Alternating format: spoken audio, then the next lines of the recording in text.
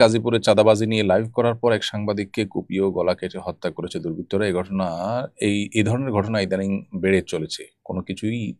কোনো কিছুতেই থামানো যাচ্ছে না। এসবের পুনরাবৃত্তি রোধে আপনার পরামর্শ কি? প্রথম কথা হলো এই নিউজটার ব্যাপারে আমি যতটুকু দেখেছি যে এখানে লাইভ করার পরেই কুপিয়ে গলা কেটে হত্যা করার কথাটি সোশ্যাল মিডিয়াতে প্রচারিত হয়েছে।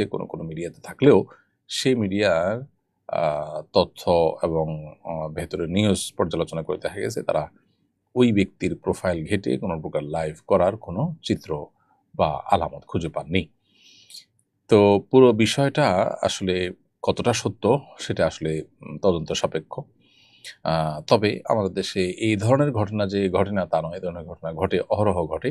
আ এগুলোর জন্য আমাদের আসলে রাজনৈতিক সমস্ত দলগুলোকে, রাজনৈতিক শক্তিগুলোকে ঐক্যবদ্ধ হতে হবে এবং তাদের সবাইকেই যার অবস্থান থেকে এই আ পরিস্থিতি থেকে উত্তরণের জন্য সিদ্ধান্ত গ্রহণ করতে হবে যে তারা এগুলো কোনোটাকেই কেউ প্রশ্রয় দিবে না।